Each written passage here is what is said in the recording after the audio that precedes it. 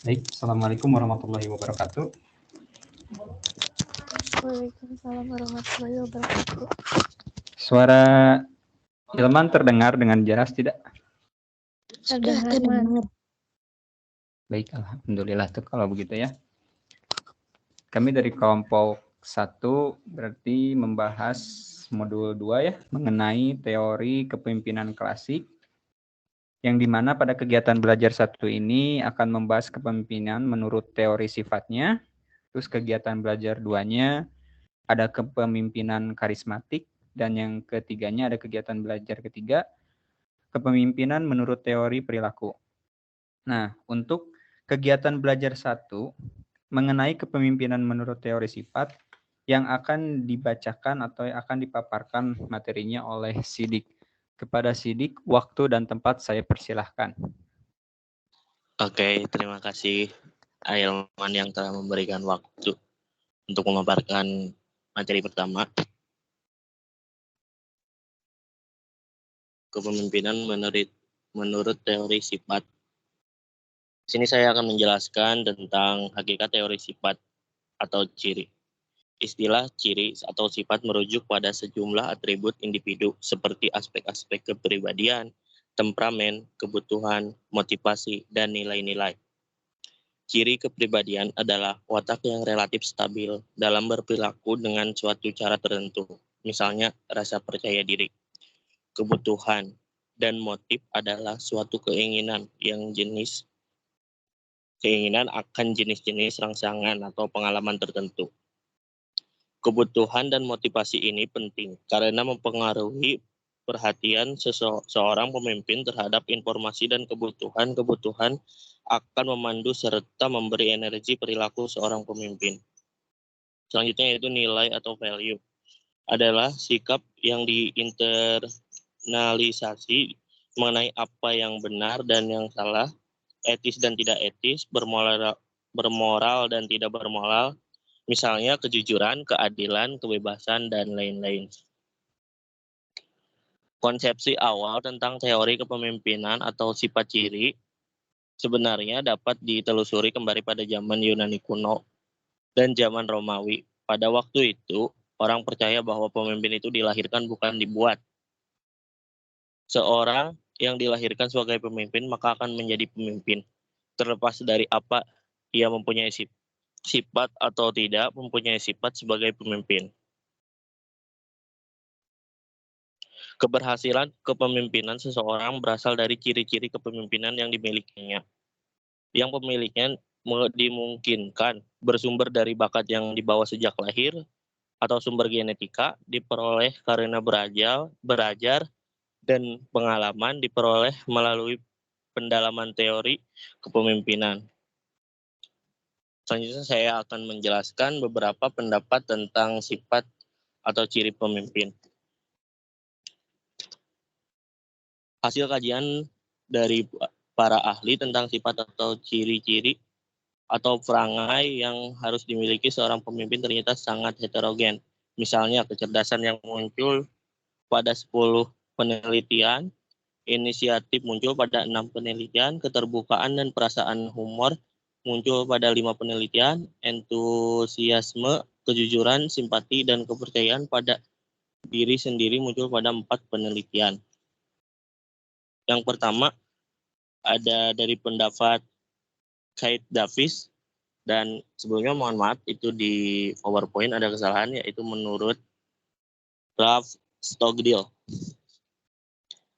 Menurut Kate Davis mengemukakan bahwa sifat-sifat umum yang perlu dimiliki oleh pemimpin yang harus tampaknya berpengaruh terhadap keberhasilan kepemimpinan organisasi terdiri atas inteligensia, yaitu pemimpin harus memiliki tingkat kecerdasan yang relatif lebih tinggi dibandingkan dengan yang dipimpin. Kematangan dan keluasan pandangan sosial, yaitu pimpinan harus lebih matang, mempunyai emosi yang stabil dan lebih luas dalam hal-hal yang berkaitan dengan kemasyarakatan, sehingga diharapkan dapat mengendalikan keadaan, kerjasama sosial, mempunyai keyakinan dan kepercayaan pada diri sendiri, serta mempunyai keinginan menghargai dan dihargai. motivasi dan keinginan berprestasi yang akan datang dari dalam.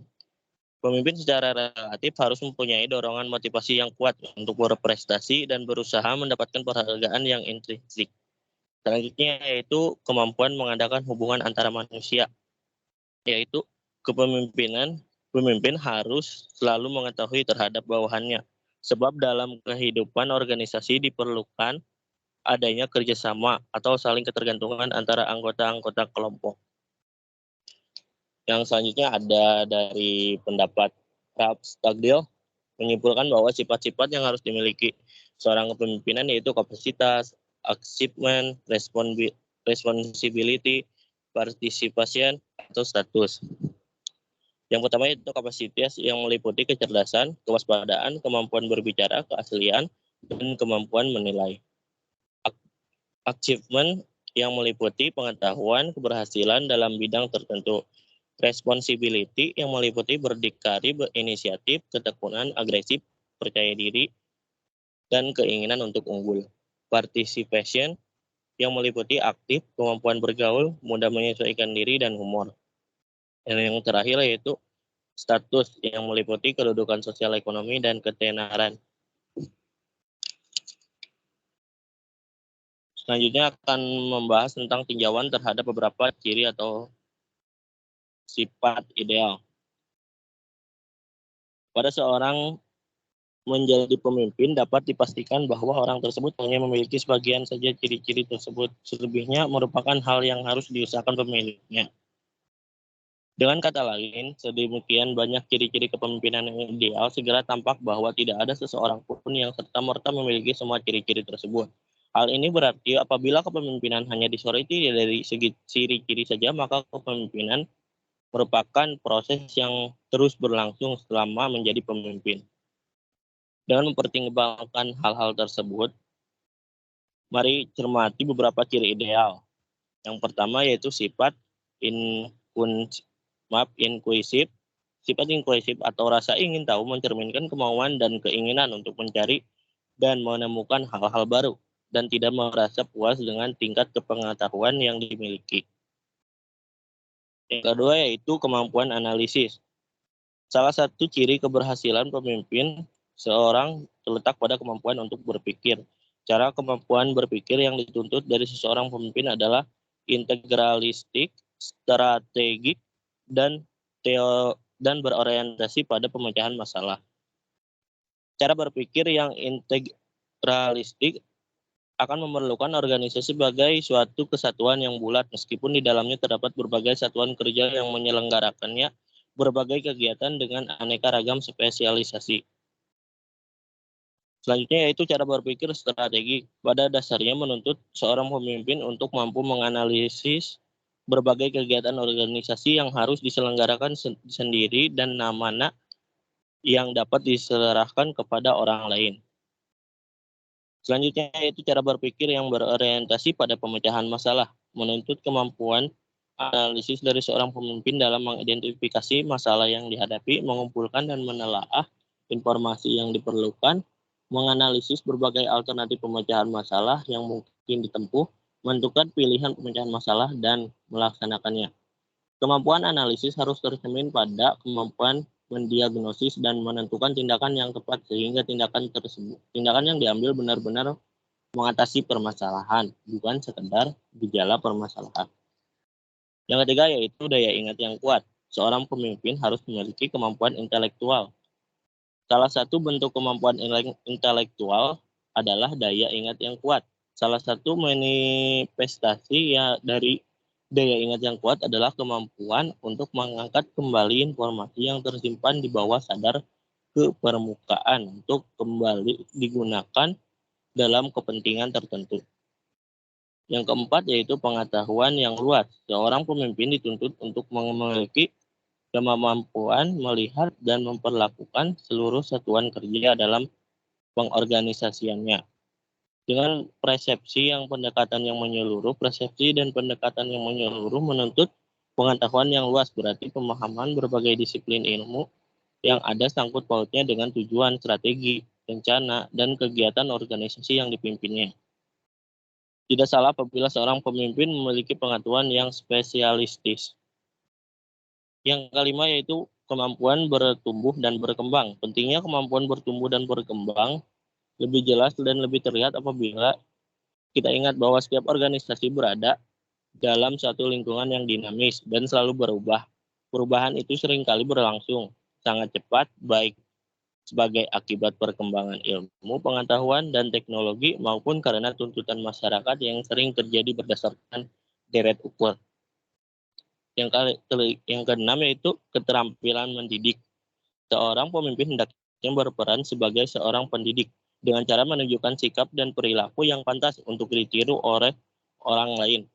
Kemampuan memberikan nasihat kepada para bawahannya untuk memecahkan berbagai masalah yang dihadapi, baik sebagai individu maupun sebagai anggota kelompok tertentu dalam organisasinya. Dalam kaitan ini, seorang pemimpin harus memiliki kemampuan untuk menggunakan setiap kesempatan yang dimilikinya untuk meningkatkan kemampuan bawahan, mengubah sikap dan perilakunya serta meningkatkan dedikasinya kepada organisasi. Terima kasih, sekian pemaparan dari saya. Saya kembalikan kepada moderator. Baik, terima kasih kepada Sidik yang sudah memaparkan sebagian dari teori kepemimpinan klasik. Baik, selanjutnya akan dilanjutkan oleh saya sendiri ya, mengenai tadi udah sampai keterampilan mendidik, maka selanjutnya adalah yang ketujuh adalah keteladanan. Menurut pemimpin, harus mampu memproyeksikan kepribadiannya yang tercermin, antara lain dalam bentuk kesetiaan kepada organisasi, kepada bawahan, dedikasi kepada tugas, disiplin kerja, landasan moral, dan etika yang digunakan sebagai kejujuran, perhatian kepada kepentingan dan kebutuhan bawahan, serta berbagai nilai-nilai hidup lain yang bersifat positif. Di mana efektivitas dari keteladanan itu sendiri, di mana seseorang akan lebih besar lagi jika keteladanannya tercermin pula dalam kehidupan pribadinya. Artinya, keteladanan ini sangat penting bahwa untuk bawahan pada umumnya melihat apa yang dilakukan oleh pemimpinnya. Jadi dapat dikatakan sebagai contoh yang baik dari seorang pemimpin kepada bawahannya. Selanjutnya, poin yang ke-8 mengenai keberanian dan ketegasan, di mana dalam menjalankan roda organisasi perlu banyaknya resiko baik yang timbul karena faktor-faktor internal maupun eksternal. Berbagai resiko yang muncul itu menuntut seorang pemimpin untuk tidak bersikap ragu-ragu atau bertindak asal jadi. Hal ini berarti bahwa berbagai resiko yang diambil harus didasarkan pada perhitungan yang matang, sehingga pemimpin ini diperlukan keberanian dan ketegasan dalam melakukan keputusan, mengambil keputusan. Selanjutnya, poin yang ke-9 ada developmentalis, yang dimana orientasi ini seseorang dapat dibedakan sebagai tradisionalis, opportunis, atau developmentalis, di mana seseorang ini yang tergolong tradisionalis, ciri utamanya adalah berorientasi ke masa lalu. Jika tergolong oportunis, orientasinya masa sekarang dengan bercirikan wawasan hidupnya sempit, ketidakmauan mengambil resiko, dan ingin segera menikmati hasil pekerjaannya. Seseorang yang tergolong developmentalis berorientasi pada masa depan, sehingga secara kategorikalnya seorang pemimpin diharapkan memiliki orientasi di masa depan. Tidak dapat disangkal bahwa seorang perlu mengingat masa lalu, di mana untuk mengetahui sekarang berada, tetapi yang lebih penting adalah orientasi ke masa depan. Hal ini menunjukkan bahwa dapat menentukan suatu bentuk orientasi pada masa depan yang tepat dalam gambaran masa lalunya untuk menghadapi masa sekarang dan masa depan dari organisasi yang dipimpinnya. Terus poin yang ke-10 ada antisipatif dan proaktif, yang dimana sikap antisipatif dan proaktif ini merupakan salah satu sikap yang perlu dipupuk dan dikembangkan dalam merencanakan masa depan, di mana seorang pemimpin ini harus mengenali berbagai hal yang berpengaruh terhadap organisasinya dan mengidentifikasi perkembangan yang sedang terjadi dan menganalisisnya. sehingga dapat melihat kecenderungan yang muncul nantinya dan dapat memperhitungkan kondisi yang akan timbul dan mampu mempengaruhi arah perkembangan dan perubahan yang menguntungkan masa depan organisasinya tersebut. Terus ada poin yang ke-11, ada adaptabilitas dan fleksibel, di mana efektivitas kepemimpinan seseorang memerlukan sikap yang adaptif. Misalnya, seorang pemimpin harus melihat setiap situasi sebagai sesuatu yang khas dalam memecahkan masalah. Seorang pemimpin juga tidak terperangkap oleh cara pemecahan tertentu hanya karena cara tersebut pernah digunakan pada masa lalu. Artinya, di mana setiap nanti seorang pemimpin dihadapkan pada suatu permasalahan yang berbeda dari apa yang telah diselesaikan sebelumnya, maka seorang pemimpin itu harus menyelesaikannya dengan sesuatu hal yang lebih baru atau yang lebih terbuka. Terus seorang pemimpin juga dituntut memiliki kemampuan untuk melakukan perubahan dalam cara berpikir, cara bertindak, sikap, dan perilaku agar sesuai dengan tuntutan, situasi, dan kondisi tertentu yang dihadapinya. Di mana sikap luwes tidak identik dengan tidak adanya pendirian atau pelin-pelan dengan sifat-sifat sejenis yang biasanya berkonotasi negatif. Jadi seorang pemimpin itu tidak boleh pelin-pelan ya, atau tidak punya pendirian, itu bukan seorang pemimpin. Nah, terus ada poin yang ke-12 selanjutnya mengenai naluri tepat waktu, rasa kohesi, dan relevansi yang tinggi, di mana salah satu faktor penentunya menyelenggarakan fungsi kepemimpinannya dalam memilih waktu yang tepat untuk melakukan atau tidak melakukan sesuatu. Artinya seorang pemimpin ini harus memilih di mana dia beraksi atau tidak beraksinya tersebut. Sehingga dalam kohesi organisasinya juga terlihat pada sejauh mana para anggota organisasi memiliki rasa solidaritas yang tinggi yang pada gilirannya mempermudah usaha peningkatan kerjasama terlepas dari hierarki, struktur, pembagian tugas, dan pendelegasian wewenang yang terdapat dalam organisasi itu sendiri. Terus yang poin ke-13-nya ada rasionalitas, objektivitas, dan pragmatisme, di mana sebagian besar waktu pemimpin hendaknya digunakan untuk berpikir. Hasil pemikirannya itu akan berdampak baik terhadap organisasi itu sendiri maupun dalam hubungan organisasi dengan pihak-pihak yang berkepentingan di luar organisasi tersebut. Dengan kata lain, tidak sedikit peranan yang harus dimainkan oleh hasil daya pikir pemimpin baik untuk masa kini maupun untuk masa depan organisasi itu tersendiri. Terus poin yang ke-14 ada kapasitas integratif yang dimana suatu organisasi yang kompleks harus dikelola antara lain dengan menggunakan pendekatan kesisteman sehingga tujuan tercapai dengan tingkat efisiensi, efektivitas, dan produktivitas yang tinggi. Sehingga pada dasarnya dalam pendekatan kesisteman ini, semua satuan kerja, fungsi, tanggung jawab, dan kegiatan organisasi merupakan keseluruhan atau sebagian sesuatu dari totalitas.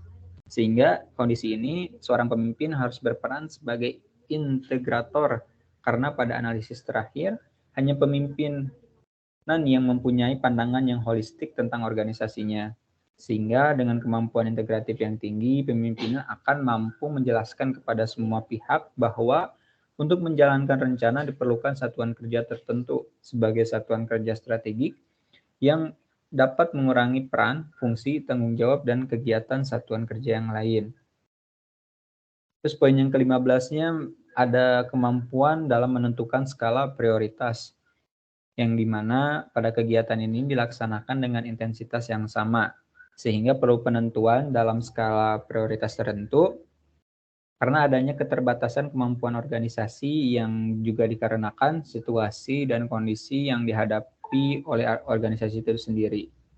Terus poin yang ke-16 ada kemampuan membedakan yang urgent dan penting, di mana salah satu konsekuensi yang logis dari adanya skala prioritas tertentu adalah bahwa seorang pemimpin dituntut untuk memiliki kemampuan dalam membedakan kegiatan apa yang urgent dan mana yang bersifat penting, sehingga dapat menentukan untuk kemajuan organisasi itu sendiri. Baik, terus ada lagi masuk ke poin selanjutnya, ada yang D, di mana pedoman umum bagi pemimpin. Terus penemuan bahwa sifat atau ciri khusus secara positif berhubungan dengan keberhasilan kepemimpinan seseorang, maka implikasi praktisnya bagi seorang pemimpin itu yang pertama harus mengetahui kekuatan dan kelemahan diri sendiri. Artinya bahwa pemimpin yang baik akan mempunyai pengertian yang baik tentang kekuatan dan kelemahan dirinya sendiri, sehingga mengetahui ketika kita mengetahui kekuatan dan kelemahan diri sendiri, maka kita akan mengetahui bagaimana cara kita mengambil suatu tindakan sesuai dengan kemampuan kita itu sendiri. Terus yang kedua ada dikembangkanlah keterampilan relevan yang tidak sempurna. Artinya pemimpin yang baik akan lebih berorientasi ke arah belajar dan pengembangan diri sendiri secara terus-menerus, sehingga untuk menjadi seorang pemimpin itu tidak puas dalam mencari ilmunya, dalam prakteknya, dalam segalanya, sehingga seorang pemimpin itu terus mencari hal-hal yang baru untuk dia dapat dikembangkan dalam menggapai organisasinya agar tujuannya tercapai. Terus yang ketiga, melakukan kompensasi terhadap kelemahan. Artinya salah satu mengkompensasi kesalahan adalah dengan memilih bawahan yang mempunyai kekuatan tambahan dan mengizinkannya untuk menerima tanggung jawab bagi aspek-aspek pekerjaan yang dapat dilakukannya dengan lebih baik.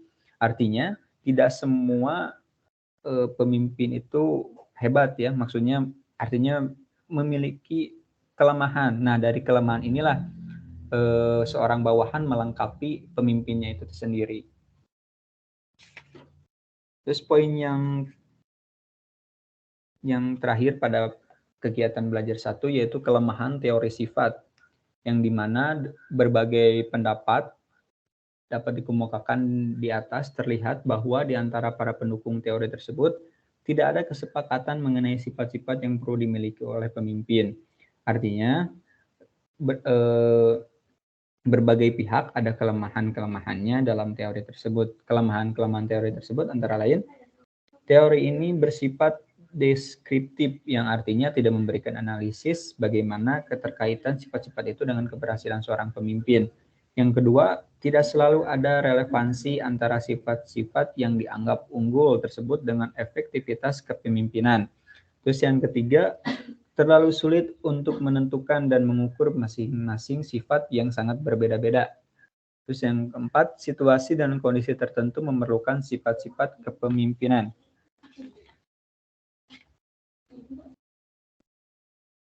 Masuk kepada kegiatan belajar 2 mengenai kepemimpinan karismatik.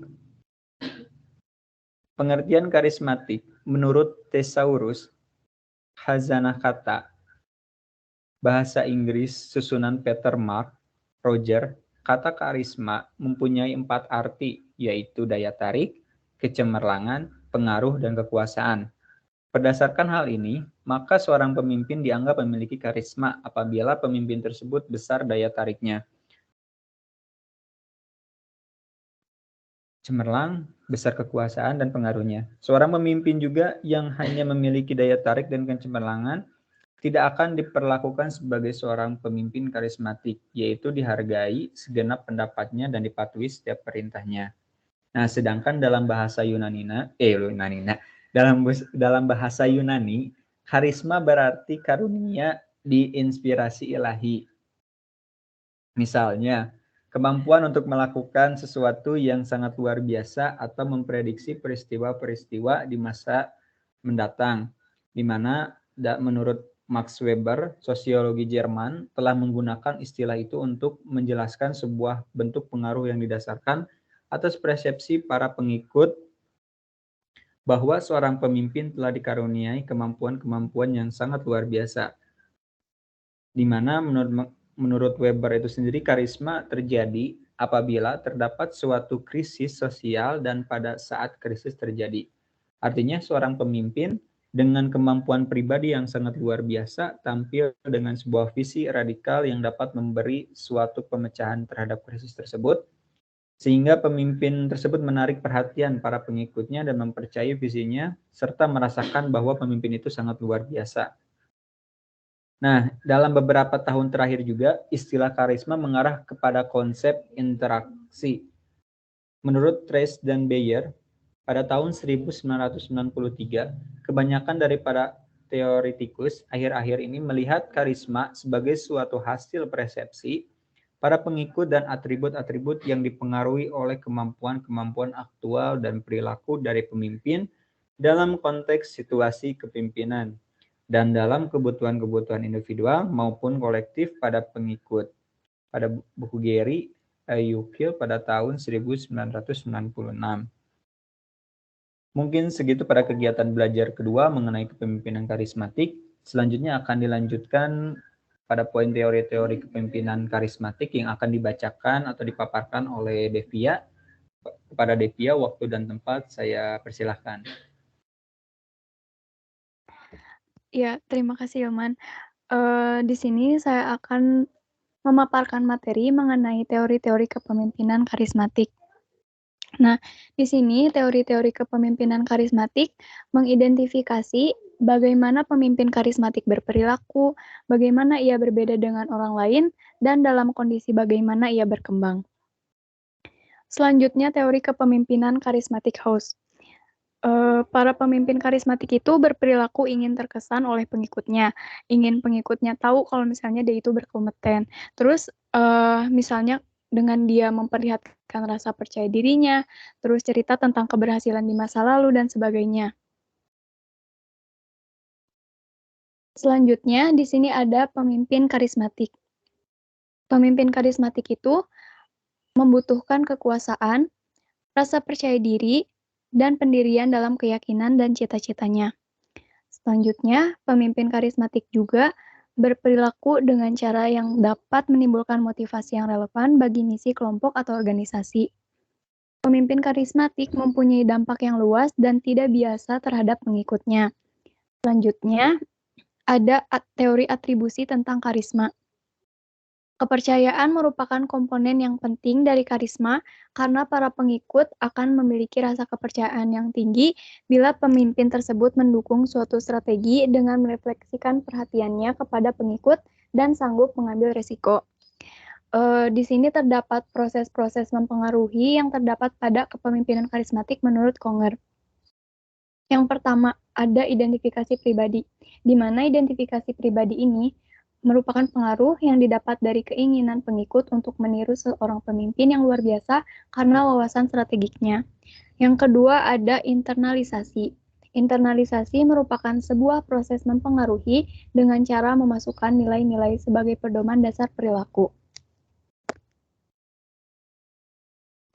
Di slide selanjutnya akan membahas teori konsep diri tentang kepemimpinan karismatik dan teori penularan sosial tentang karisma, penjelasan psikoanalitis tentang karisma. Yang pertama ada teori diri tentang kepemimpinan karismatik. Teori ini terdapat proses-proses mempengaruhi sosial dari pemimpin karismatik menurut Samir.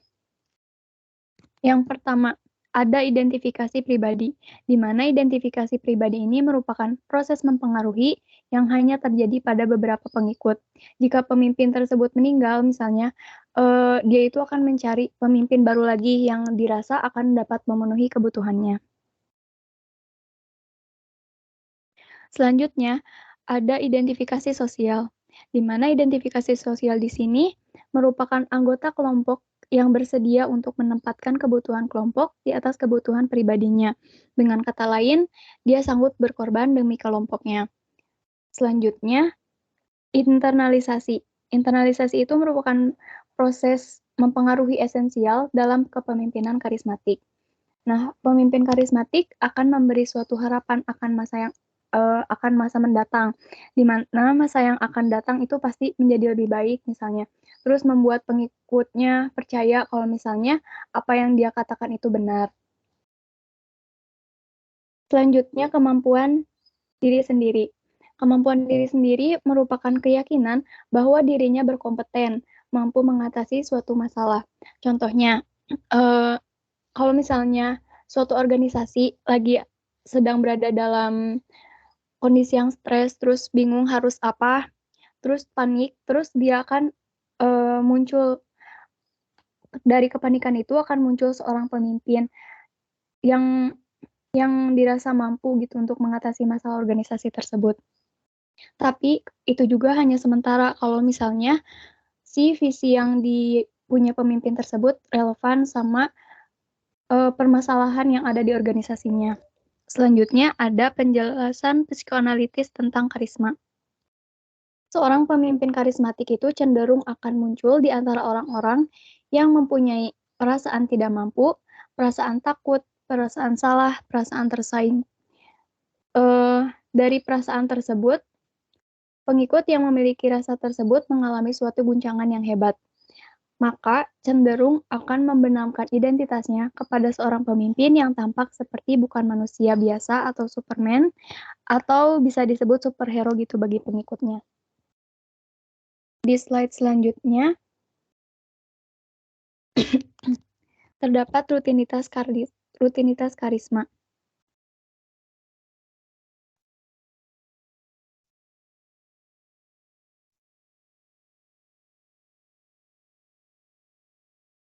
Rutinitas karisma, menurut Brayman tahun 1992, banyak organisasi yang didirikan oleh seorang pemimpin karismatik yang gagal untuk hidup terus setelah pemimpin tersebut meninggal.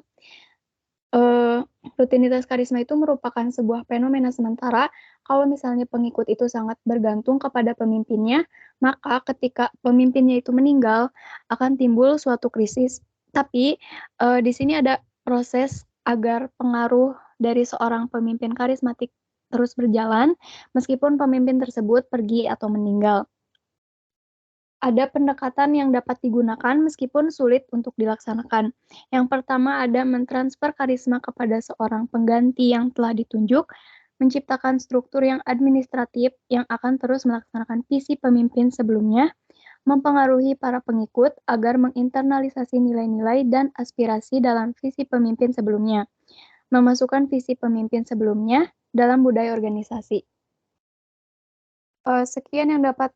Sekian materi yang dapat saya sampaikan. Saya kembalikan kepada moderator.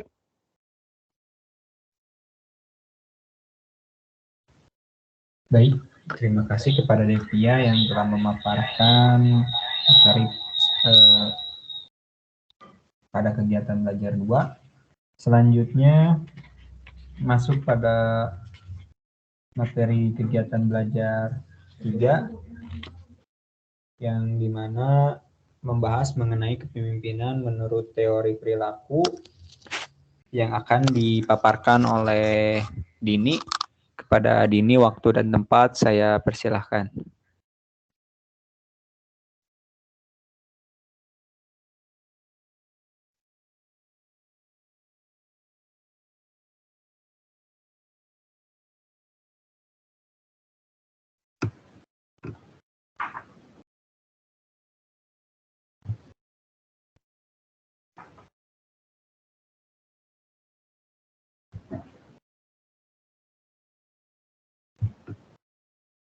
Materi selanjutnya yaitu mengenai dampak kepemimpinan karismatik. Nah, di sini apa sih karisma? Apa itu karisma? Yang pertama, menurut Kamus Besar Bahasa Indonesia, karisma adalah keadaan atau bakat yang dihubungkan dengan kemampuan yang luar biasa dalam hal kepemimpinan seseorang untuk membangkitkan pemujaan dan rasa kagum dari masyarakat terhadap dirinya. Adapun menurut Rice dan Bayer tahun 1993 menjelaskan karisma itu adalah sebuah fenomena transisi karena perubahan-perubahan yang dilakukan oleh seseorang pemimpin karismatik tidak akan berlangsung terus-menerus. Nah, di sini dampak kepemimpinan karismatik itu menurut Congar adalah tahun 1990 yang pertama. Dilihat dari akibat pengaruh pemimpin karismatik dari pengikutnya. Nah, yang kedua, dari orientasi perilaku pemimpin yang karismatik terhadap para atau nilai-nilai. Nah, dan yang ketiga ada dilihat dari kepribadian pemimpin karismatik tersebut. Nah, dampak negatif lainnya dari kepemimpinan karismatik yang pertama adalah bersumber dari perilaku impulsif. Nah, perilaku impulsif ini mungkin akan menyinggung perasaan seseorang sehingga akan mengorganisir orang lain untuk memandang bahwa perilaku tersebut tidak sesuai atau merusak. Nah, yang kedua ada dari rasa percaya diri yang berlebihan. Nah, yang ketiga dari praktik administrasi yang lemah, dan yang keempat dari manajemen kesan yang berlebihan. Nah, menurut Breiman, Sein, Price, dan Bayer menjelaskan bahwa kepemimpinan karismatik itu sangat beresiko dan tidak selalu diinginkan untuk menduduki posisi penting dalam organisasi. Untuk menduduki posisi penting dalam organisasi baik dari sektor publik maupun dari sektor swasta. Mengapa bisa? Karena sulit untuk memprediksi hasil bila seseorang pemimpin itu terlalu banyak diberi kekuasaan untuk suatu harapan yang seringkali tidak rasional. Nah, di sini selain dampak negatif kepemimpinan karismatik, ada pun dampak positif dari kepemimpinan karismatik. Yang pertama, terciptanya sebuah budaya yang berorientasi pada keberhasilan. Yang kedua, sistem kinerja yang tinggi. Dan yang ketiga, terciptanya nilai-nilai organisasi. Nah, selanjutnya, materi kegiatan belajar 3. Kepemimpinan menurut teori perilaku. Nah, yang pertama ada studi kepemimpinan Ohio State. Nah, studi kepemimpinan Ohio State ini dilakukan oleh Universitas Ohio State. Nah, studi yang dilakukan Universitas Ohio State ini didasarkan pada pemikiran bahwa efektivitas kepemimpinan seseorang itu tergantung kepada sejauh mana seseorang pemimpin menekankan peranannya sebagai pemrasa struktur tugas yang akan dilaksanakan oleh bawahannya. Dan sejauh mana serta dalam bentuk apa seseorang pemimpin memberikan perhatian kepada bawahannya. Nah, di sini menurut hasil penelitian studi Ohio State ini lebih cenderung atau lebih mengarah kepada 2 kategori. Yang pertama ada consideration. Consideration ini lebih menunjuk pada perilaku pemimpin dan mengarah kepada kepentingan bawahan. Nah, menunjuk pada perilaku pemimpin ini lebih menyangkut kepada sifat, bentuk, dan intensitas perhatiannya kepada bawahan. Dan lebih mengarahnya itu lebih kepada kepentingan bawahan. Nah, ciri perilaku pemimpin consideration ini yang pertama ada ramah tamah, mendukung dan memperlihatkan perhatian terhadap bawahan, dan memperhatikan kesejahteraan bawahan.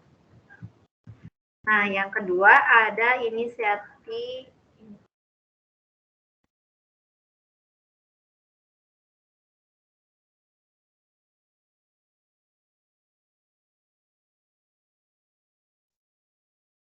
Nah, yang kedua ada inisiasi struktur.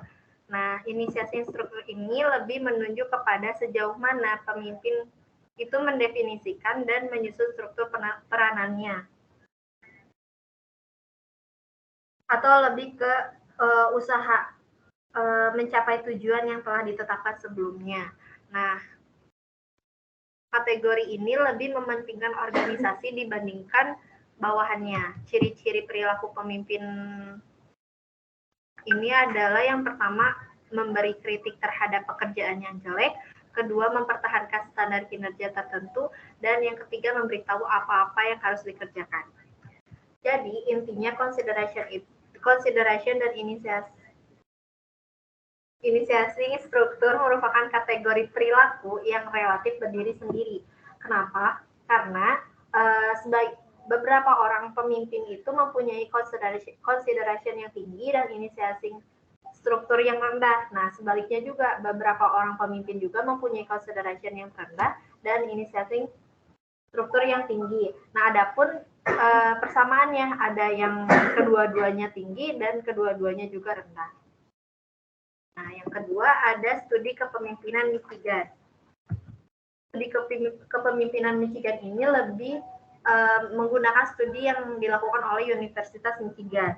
Nah, yang lebih fokus pada penelitian Michigan yang mengidentifikasi mengenai hubungan di antara perilaku pemimpin, proses kelompok, dan ukuran-ukuran mengenai kinerja kelompok.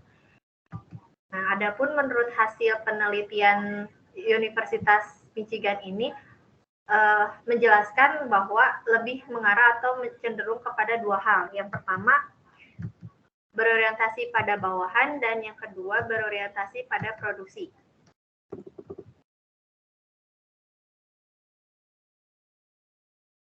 pada dasarnya kedua cenderung ini atau dua hal ini tidak dapat dilepaskan dari fungsi pemimpin dan bagaimana pemimpin berhubungan dengan bawahan.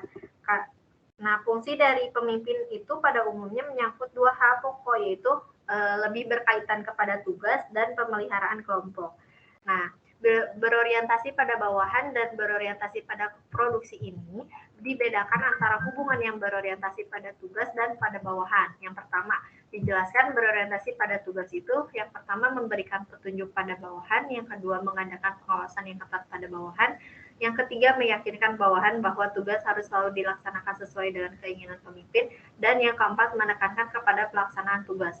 Nah, sedangkan berorientasi kepada bawahan itu diantaranya yang pertama memberikan motivasi, yang kedua melibatkan bawahan dalam pengambilan keputusan, yang ketiga bersikap penuh kekeluargaan, percaya, dan yang keempat percaya dan hubungan kerja sama yang saling menghormati. Nah, di sini juga dijelaskan bahwa dari hasil penelitian Universitas Michigan ini diringkas oleh Likert bahwa jenis-jenis perilaku kepemimpinan yang berbeda itu diantara yang efektif dan tidak efektif itu diantaranya yang pertama perilaku atau yang berorientasi kepada tugas. Nah, pemimpin yang efektif ini tidak menggunakan waktu dan usahanya dengan melakukan pekerjaan yang sama seperti bawahannya.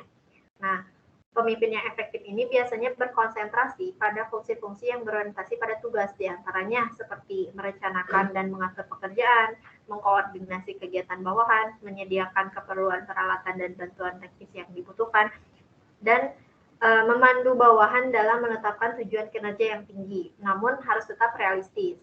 Nah, yang kedua ada berorientasi pada hubungan. Pemimpin yang efektif itu lebih penuh perhatian, mendukung, dan membantu bawahan. Nah, jenis kepemimpinan yang berorientasi pada hubungan ini lebih menunjukkan kepercayaan dan rasa percaya, bertindak ramah tamah, dan penuh perhatian. Bahkan mencoba untuk mengerti masalah bawahan atau membantu mengembangkan para bawahan dan meningkatkan karir mereka. Juga selalu memberikan informasi kepada bawahan. Nah, perilaku yang berorientasi pada hubungan ini biasanya lebih cenderung kepada pengontrolan secara umum daripada pengontrolan yang ketat. Artinya, bahwa pemimpinan yang menetapkan tujuan dan pedoman umum bagi para bawahan itu memberi kepada mereka beberapa otonomi dalam menentukan bagaimana melakukan suatu pekerjaan dan bagaimana menentukan kecepatan kerja mereka. Nah, yang ketiga, ada kepemimpinan partisipatif. Kepemimpinan partisipatif ini biasanya lebih efektif menggunakan secara ekstensif supervisi kelompok daripada mengontrol setiap bawahannya. Cukup sekian materi yang bisa saya sampaikan. Selanjutnya akan dijelaskan oleh rekan kami. Terima kasih kepada Dini yang sudah memaparkan kegiatan belajar 3 sampai dengan studi kepemimpinan Michigan. Nah, selanjutnya materi yang akan dilanjutkan pada kegiatan belajar 3 yang akan dipaparkan oleh Anissa Eliawati. Pada Anissa, waktu dan tempat saya persilahkan.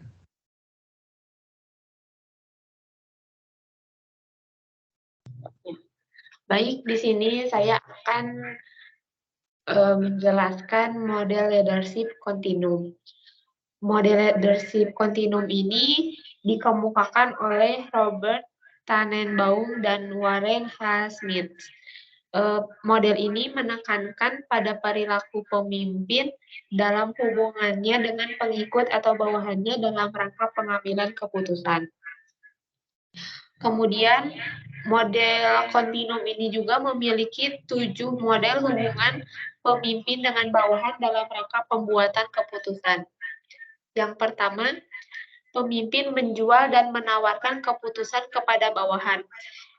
Yang artinya dalam hal ini pemimpin masih terlihat banyak menggunakan otoritas. Otoritasnya mirip dengan model yang di atas. Bawahannya belum banyak terlibat dalam pengambilan keputusan.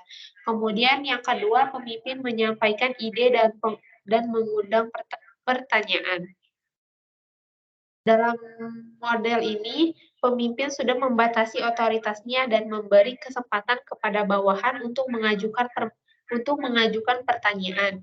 Kemudian yang ketiga ada pemimpin memberikan keputusan tentatif dan keputusan masih dapat diubah. Dalam model ini, pemimpin sudah banyak mengurangi penggunaan otoritasnya dan bawahan sudah mulai banyak terlibat dalam pembuatan keputusan.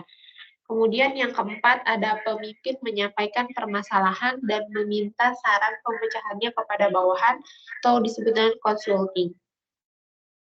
Dalam model ini, otoritas pemimpin dipergunakan sesedikit mungkin, sedangkan kebebasan bawahan dalam berpartisipasi membuat keputusan sudah banyak dimanfaatkan. Jadi, pemimpinnya tidak terlalu banyak ikut campur dalam pengambilan keputusan, lebih banyak dikelola oleh bawahan. Kemudian yang kelima ada pemimpin membuat atau menentukan batasan-batasan dan meminta kelompok untuk membuat keputusan.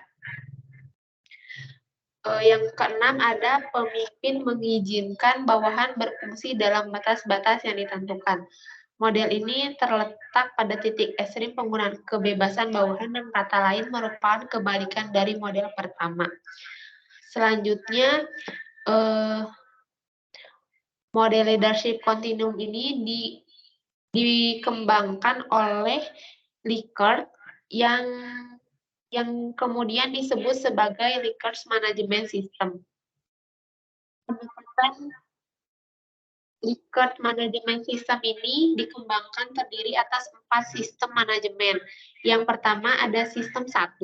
Sistem 1 ini sering disebut dengan sistem eksplosif, yang dimana sistem ini ditandai oleh kekurang percayaannya terhadap bawahan, dan bawahan sedikit sekali terlibat dalam proses pengambilan keputusan.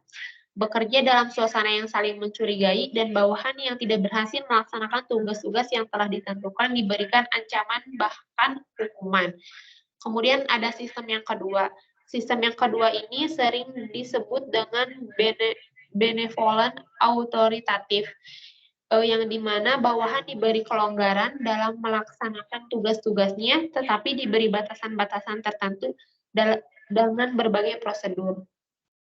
Jadi kalau misalkan si bawahannya berhasil melaksanakan tugasnya, maka si bawahan tersebut akan diberikan penghargaan di samping sanksi sebagai dorongan bagi yang kurang berhasil. Kemudian ada yang sistem ketiga. Sistem ketiga ini sering dikatakan sebagai konsultatif, yang dimana ditandai oleh kepercayaan dan keyakinan kepada bawahan dalam melaksanakan tugas-tugasnya, dan bawahan merasa bebas untuk berdiskusi dengan pimpinan mengenai hal-hal yang berkaitan dengan tugasnya, serta dalam batas-batas tertentu, bawahan dapat mengambil keputusan sendiri terhadap pelaksanaan tugas-tugasnya. Dan ada yang sistem terakhir, yang sistem 4, ini sering disebut dengan partisipatif manajemen, yang dimana hubungan kerja sama antara pimpinan dan bawahan terjadi dalam suasana saling mempercayai, penuh persahabatan, penentuan tujuan dan pengambilan keputusan ditentukan secara bersama.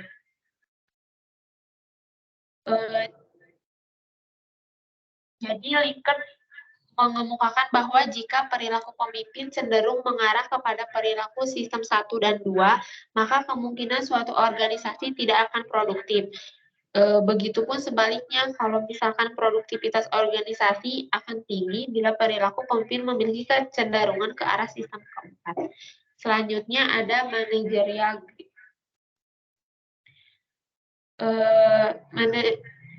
Managerial grid ini diciptakan oleh Robert R. Black dan Jane S. Moulton.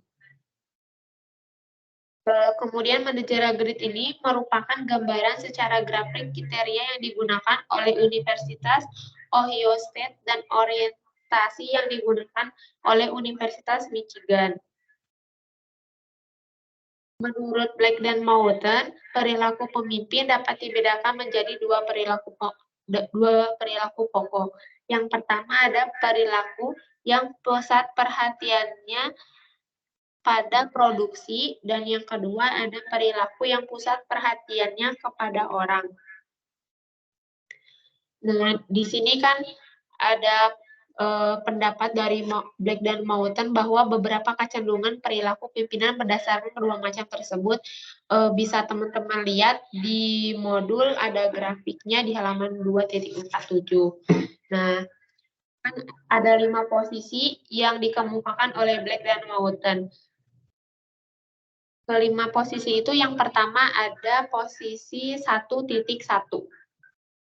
Posisi ini di mana pemimpin hanya memberikan perhatian sedikit baik kepada orang-orang yang bekerja dalam organisasi maupun pada produksi yang seharusnya dihasilkan. Kemudian pada posisi yang kedua berada pada posisi 1.9. Perilakunya lebih menitik beratkan perhatiannya kepada bawahan dan rendah perhatiannya pada produksi. Dengan kata lain, posisi ini seorang pemimpin memberikan perhatian yang sangat besar pada unsur manusia, akan tetapi tidak memberikan perhatian yang wajar pada penyelesaian tugasnya. Selanjutnya yang ketiga, ada posisi 5.5. Posisi ini berada di tengah-tengah. Pemimpin memberikan perhatian medium baik pada produksi maupun terhadap bawahan.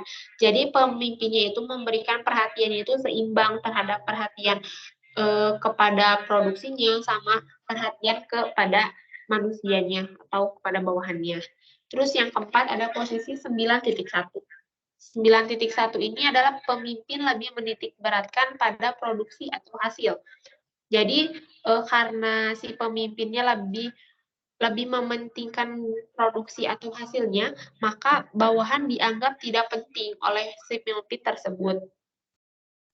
Terus perilaku pemimpin juga lebih didasarkan pada kewenangan formal yang pada gilirannya menuntut ketaatan pada bawahan.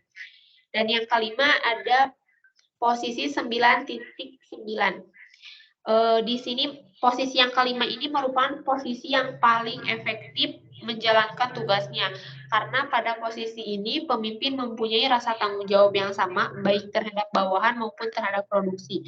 Jadi sama-sama memiliki tanggung jawab yang tinggi untuk mengelola produksi dan bawahannya. Selanjutnya ada pedoman umum bagi perilaku pemimpin.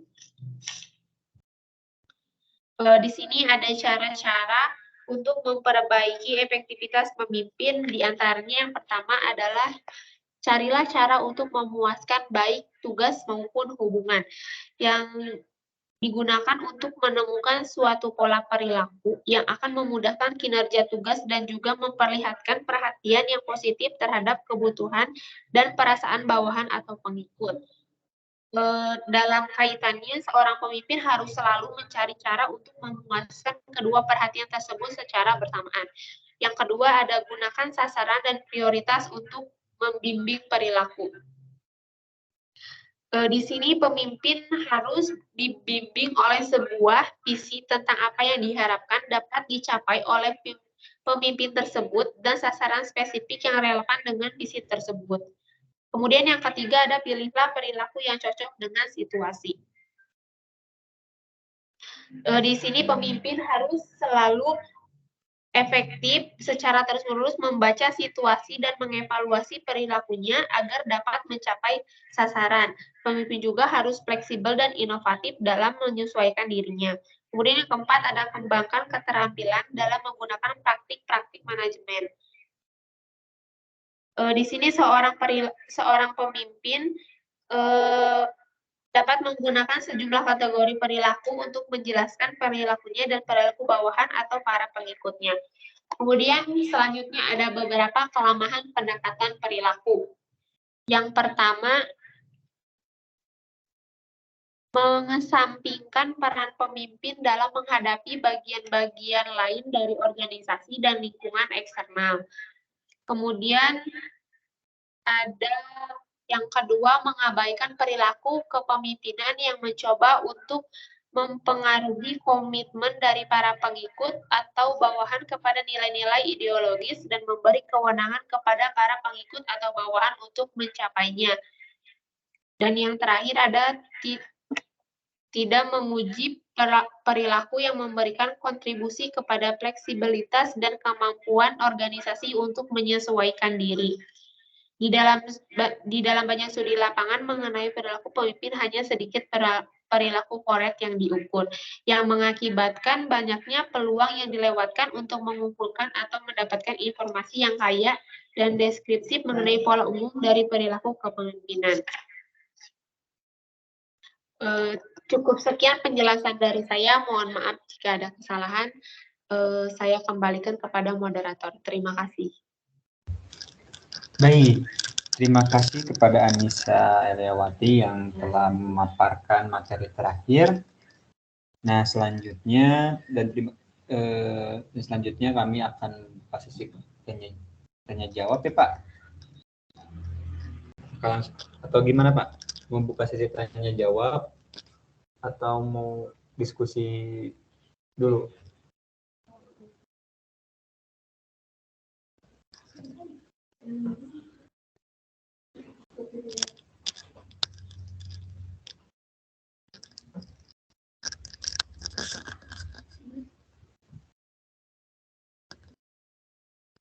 Halo Pak.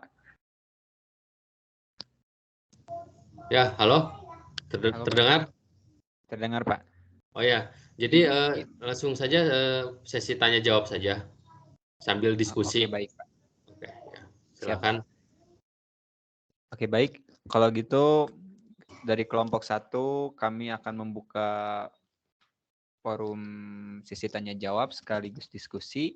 Barangkali ada rekan-rekan yang kurang memahami mengenai materi dari modul 2 mengenai teori kepemimpinan klasik dari kegiatan belajar 1, kegiatan belajar 2, dan belajar 3.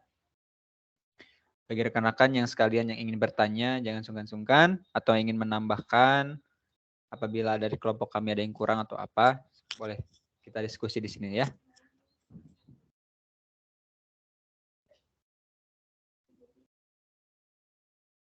Silakan jika ada yang ingin bertanya.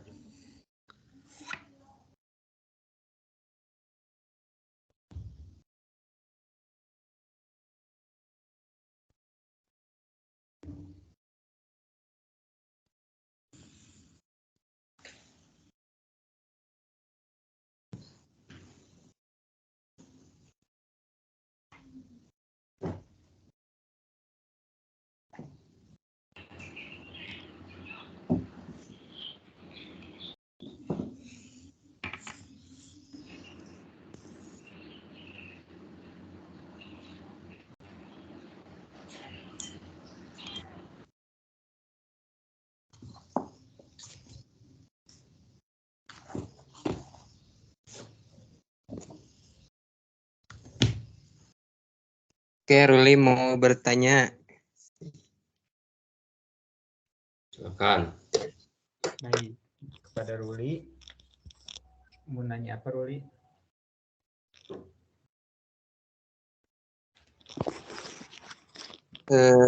Ruli bertanya, Anissa. Ya, Sokrul. Ya, begini. Jadi kalau misalnya di suatu negara ada seorang pemimpin, langsung seorang pemimpinnya membuat sebuah aturan. Kalau misalnya ada begal, lalu melakukan perlindungan diri, langsung melakukan perlindungan diri, ya biar gak terlukai oleh begal gitu. Jadi melakukan perlindungan diri, efeknya menang dari begal tuh. Nah, tapi kalau menurut pimpinan itu karena begal itu ya meninggal ya, jadi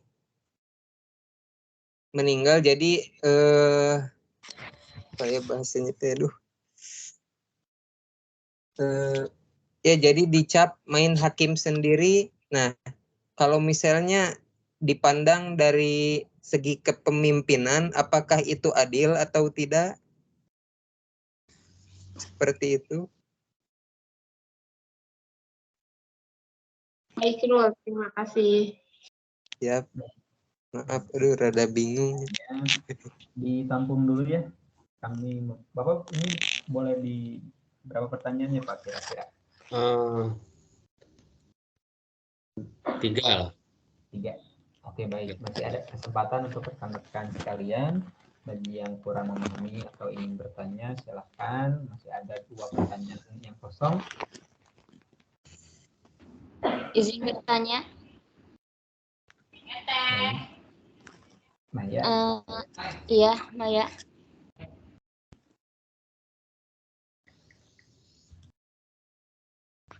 Boleh, silakan. Kan tadi ada model-model kepemimpinan yang dijelaskan ya. Tadi ada karismatik, kontinum, sama Michigan.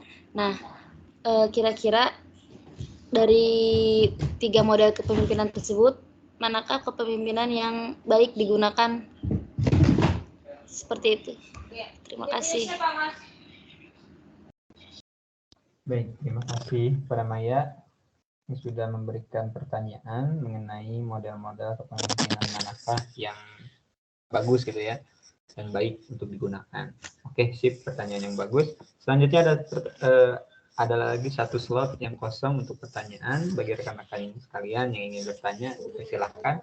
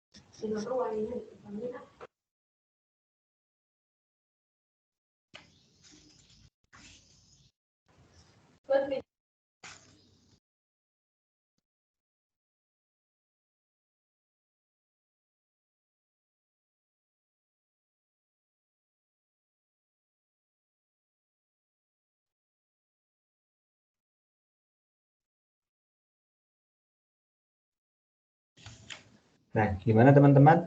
Ada lagi yang ingin bertanya?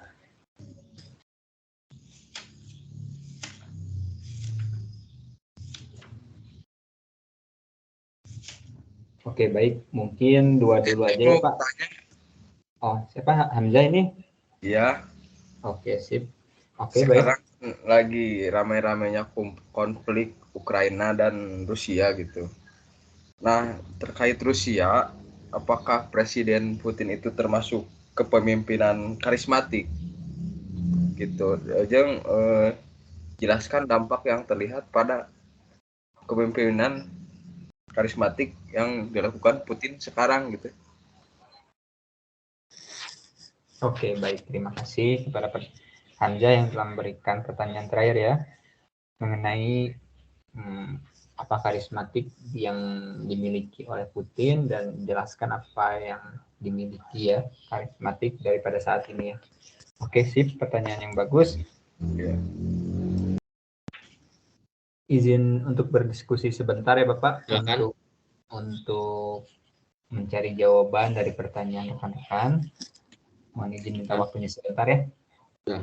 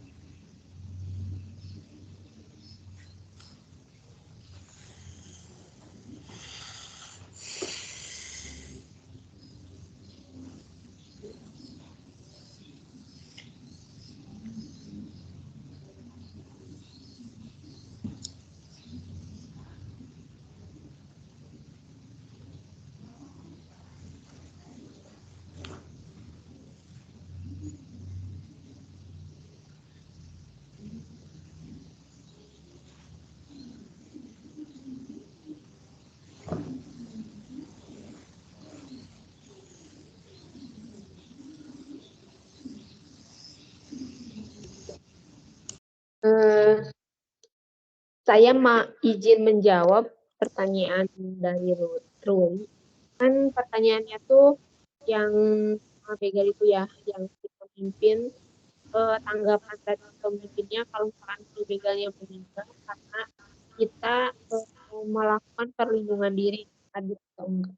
Kalau menurut saya sebenarnya itu nggak adil kalau misalkan si pemimpinnya itu main sendiri, dengan kata lain memberi tuduhan kalau kita yang membunuh si begalnya itu. Padahal kan dari niat awalnya emang begal yang melakukan kejahatan, kemudian kita berusaha untuk melindungi diri kita dari si begal tersebut. Nah, tapi kan emang sulit ya buat kayak lebih mastiin kalau misalkan kita bukan berniat untuk membunuhnya nih, tapi berniat untuk melindungi diri. Nah, sebaiknya sih kalau untuk mengurangi rasa tuduhan itu harus ada ini juga sih, bukti-bukti rekaman atau apa yang menyatakan kalau emang kita itu nggak sepenuhnya membunuh dia, tapi karena emang kita melindungi diri sendiri gitu. Bagaimana Ruli? Cukup atau teman-teman yang lain ada yang mau menambahkan?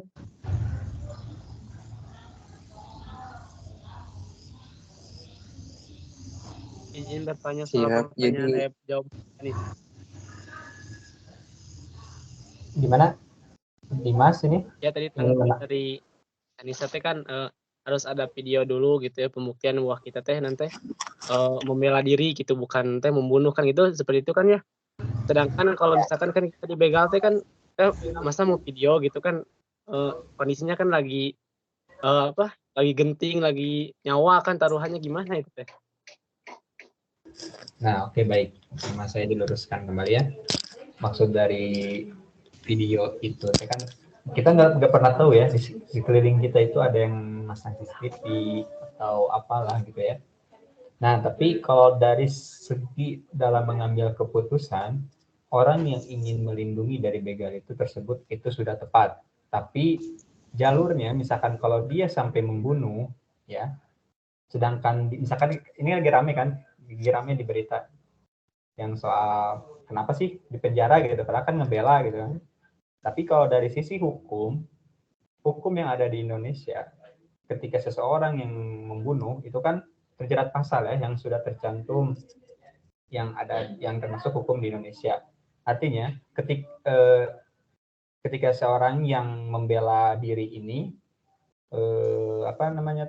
melakukan hal kesalahan sehingga membunuh, itu sebenarnya mengambil kalau dalam segi membelanya dia mengambil keputusan secara tepat ya karena kemampuan bela dirinya atau yang istilahnya kemampuan dirinya yang sangat baik gitu ya, sehingga begal tersebut kalah kan sampai meninggal.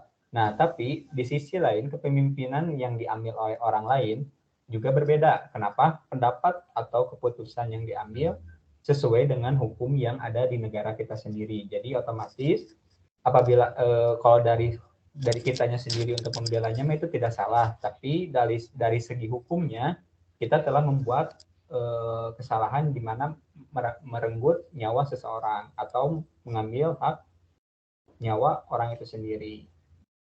Jadi bisa dipahami nggak Dimas maksudnya? Kalau dari segi bisa dipahami. Nah, kalau dari segi pemimpin dia yang membelanya itu tidak salah karena mengambil keputusan yang tepat karena dia membela diri. Tapi karena dia kelewatan sampai akhirnya membunuh, nah yang jadi fatalnya tuh kenapa dia jadi tersangka karena akibat yang dia lakukan kelewat batas atau main hakim sendiri. Nah, sehingga ya dalam proses hukum ya jalan gitu. Tapi man yang anggota Kompaska yang nembak maling itu dia malah dapat penghargaan bukannya dipidana. Nah, itu ada aturannya di mana polisi itu wajib menembak mati apabila para pelaku melawan. Jadi ada kabur. Iya, justru ini yang kita bingung teh, kok dari segi kepolisian ini yang jadi membuat ambigu masyarakat gitu. Dari di mana ketika dia ada tugas job untuk apa namanya tuh membunuh, artinya dia mempunyai kewenangan karena dia udah diatur oleh pasal-pasal hukum tersebut. Jadi dia punya wewenang. Sedangkan dari masyarakat biasa gitu kan, dia nggak punya wewenang atau perintah apapun gitu. Jadi kita nggak ada, ibaratnya mah nggak ada backup untuk ngedorong kita siapa, ibaratnya siapa sih kita gitu kan. Kalau di Harusnya belakang kita, Iya. ya kalau di belakang kita udah gede misalkan kan, orang-orang pada takut gitu kan, ya jadi enjoy aja your life, ya enjoy gitu. Ya kenapa juga kan masyarakat nggak dikasih wewenang untuk membela diri sendiri. Nah itu kan kita, kalau kita apa namanya tuh ada pasal hukumnya di apa namanya tuh, kalau kita dikasih kebebasan seperti itu, banyak nantinya yang main hakim sendiri, ibaratnya mungkin gitu ya pendapat yang lain, tapi nggak tahu kita gimana ya, yang buat peraturan orang-orang atas sih, kita mah hanya menyuarakan, tapi ya didengar atau tidaknya mah kan dari pemerintahnya itu sendiri sih. Jadi ya bingung, masyarakat biasa juga serba salah jadinya gitu kan. Tapi ada ini man, berita terbaru mengenai ini teh. Apa gimana? Kan ada yang broadcast ini apa, Najwa Shihab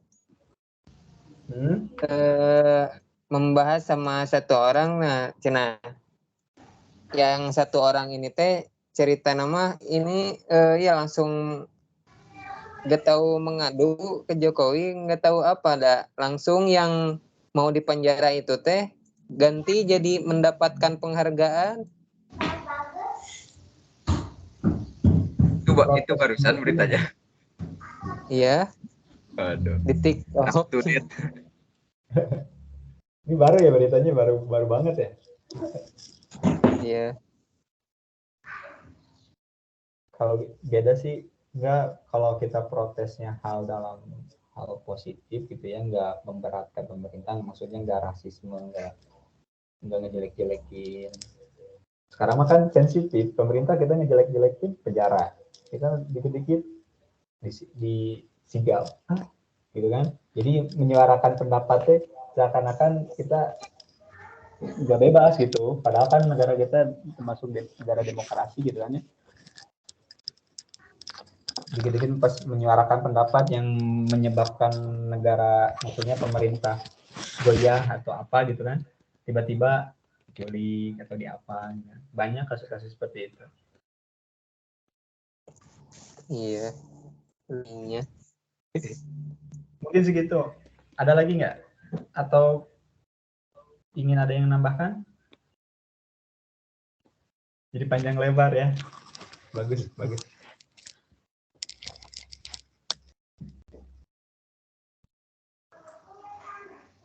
Udah cukup Ruli mungkin jawaban dari pertanyaan Ruli sendiri? Siap, cukup man. Oke, alhamdulillah ya. Baik. Iya. Untuk pertanyaan kedua, ada yang ingin menjawab? Niman mau coba jawab pertanyaan dari Maya. Oke, siap. Yang model kepemimpinan ya, Mai. Tadi teh pertanyaannya, dari ketiga model kepemimpinan, yang mana yang baik untuk digunakan gitu ya? Kalau menurut saya, ketiganya juga baik. Kan ada kepemimpinan Michigan, ada kontinum, sama karismatik. Tapi kalau misalnya ditanya yang mana yang baik untuk digunakan, itu mah tergantung sama kebutuhannya, Mai. Misalnya, kalau misalnya kita butuh kepemimpinan di bidang produksi, pasti butuh pemimpinnya juga di bidang produksi yang Michigan gitu, atau misalnya kepemimpinan di daerah misalnya butuhnya itu yang karismatik gitu, yang punya kepribadian yang menarik. Jadi tergantung sama kebutuhannya, semua juga baik gitu, Mai.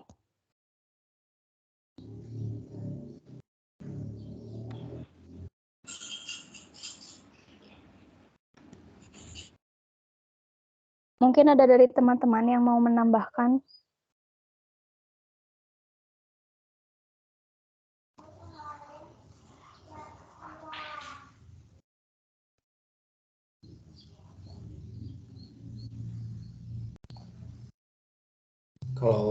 Kalau tidak ada, lanjut saja ke pertanyaan ketiga.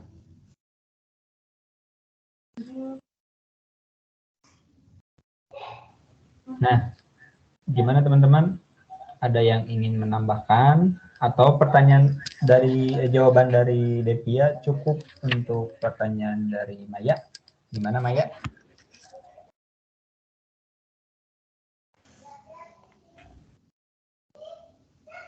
Oh iya, jadi sebenarnya semuanya juga baik tergantung kebutuhannya ya Dev ya. Meskipun dari masing-masing kepemimpinan itu kayak contohnya tadi karismatik kan ada dampak-dampaknya ya. Jadi sebenarnya mah dampaknya itu ya sepintar-pintarnya yang memimpin lah. Ya kan ya Dev? Ya, cocoknya di kemanain gitu. Cocok untuk karismatik kemana, kontinum kemana, Michigan kemana gitu, Mai. Ya, terima kasih Dev ya. Ya, sama-sama.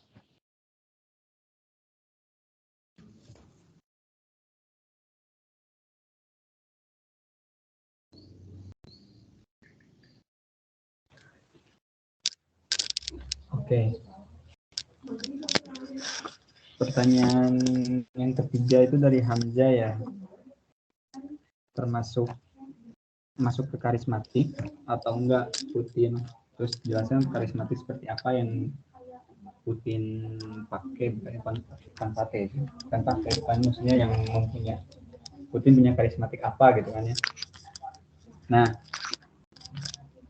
menurut Ilman ya, kan kita namanya karismatik itu kan daya tarik ya, atau kecenderungan, atau bisa melihat wah gitu ini tuh orang teh seperti ini gitu dari lihat mungkin dari segi ke apa namanya tuh perkembangan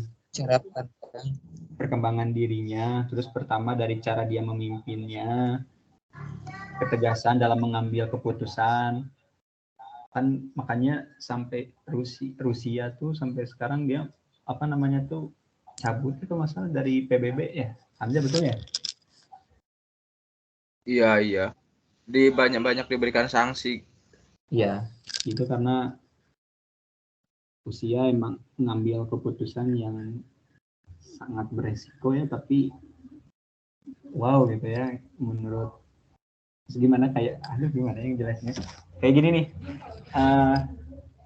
namanya kayak kemarin ngambil ini kayak sekilas bukan di lewat lawan Ukraina ya, ini mah sekilas waktu pernyataan tegas dari Putin yang dimana bahwa tidak masalah bahwa perkembangan umat Islam di Rusia, sedangkan yang membeberkan bahwa politik ISIS bahwa Islam itu adalah dia berani mengungkapkan bahwa yang melakukan itu adalah Amerika yang mengakui bahwa Islam itu adalah ISIS.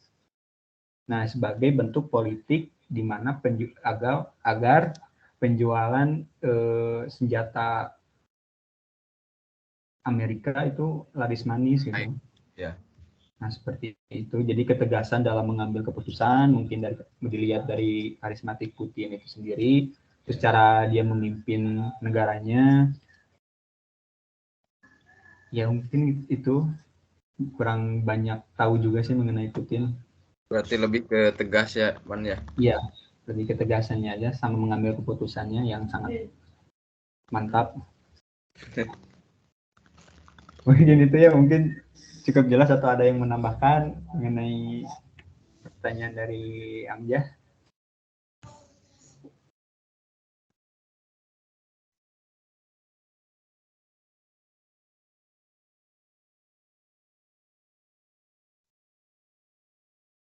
Ya, kalau tidak ada ditutup saja. Oke, baik. Mungkin cukup betul Hamzah, bisa diterima atau tidak? Iya, cukup, sangat ini sekali, sangat membantu. Ya, alhamdulillah tuh ya kalau gitu. Baik, terima kasih kepada rekan-rekan sekalian yang telah memaparkan modul 2 dari KB1 sampai KB3 dan rekan-rekan sekalian yang memberikan pertanyaan. Terima kasih dan berdiskusinya sungguh enak dan menarik ya. Terima kasih, saya tutup. Assalamualaikum warahmatullahi wabarakatuh. Waalaikumsalam warahmatullahi wabarakatuh. Ya, terima kasih kepada kelompok 1 yang telah mempresentasikan materi pada modul 2 ya tentang teori kepemimpinan klasik, yang mana dalam modul tersebut membahas mengenai teori sifat, teori pemimpinan karismatik, dan teori perilaku ya.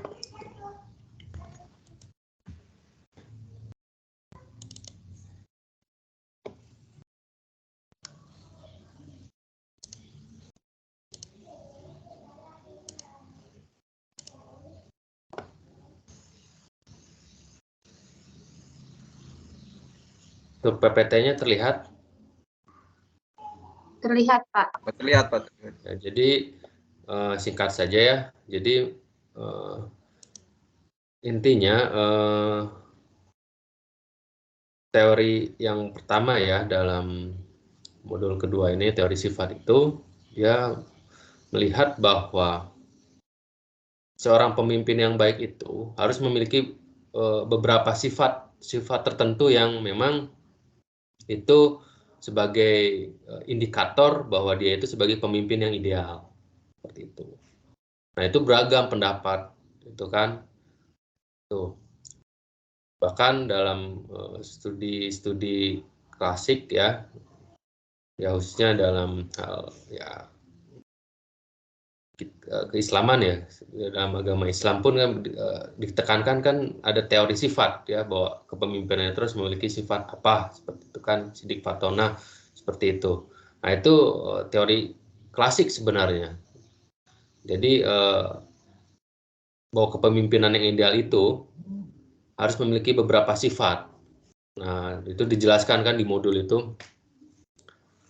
Jadi seorang itu kalau ingin menjadi pemimpin yang baik, yang dipandang baik oleh masyarakat, ya, dia harus memiliki sifat-sifat ya, seperti sifat inkuisitif ya, kemampuan analitis yang baik, pengetahuan yang luas, kemampuan bertumbuh dan berkembang, keterampilan mendidik, memiliki keteladanan, juga ada keberanian dan lain sebagainya ya, ada 16 sifat. Nah, ini yang awal mula ya, membahas tentang kepemimpinan ya, seperti itu. Nah, kadang-kadang kan kita juga seperti ini kan, bahwa memilih seorang pemimpin itu dilihat dari sifatnya, seperti itu. Jadi kita itu jelas memiliki indikator-indikator dalam menentukan seorang pemimpin yang baik itu seperti apa. Nah, itu kan teori sifat seperti itu, gitu kan. Cuma sayangnya teori ini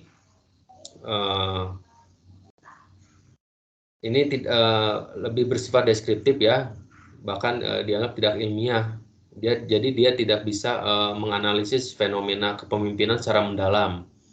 Jadi sifatnya ya hanya penjelasan saja. Nah, terus bahwa dalam teori sifat ini jadi tidak ada ya hubungan atau korelasi ya yang jelas antara sifat-sifat tersebut dengan bagaimana pelaksanaan kepemimpinan yang efektif dalam suatu organisasi.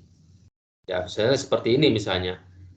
Si A ya, pemimpin perusahaan B misalnya memiliki sifat jujur misalnya. Amanah misalnya. Ya.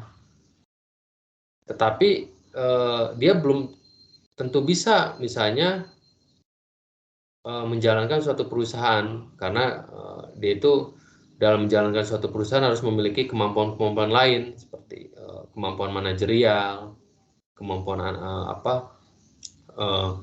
mengambil keputusan, seperti itu. Tapi dianggap oleh yang lain bahwa dia memiliki sifat-sifat yang itu melekat dalam dirinya itu sebagai pemimpin yang ideal, seperti itu. Nah, jadi tidak ada keterkaitannya ya seperti itu.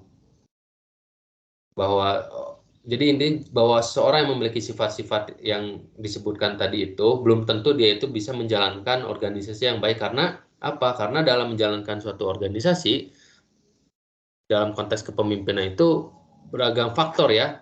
Nah, seperti pertanyaan tadi ya, pertanyaan kawan kita Ruli. Jadi kira-kira tipe mana yang baik? Apakah karismatik?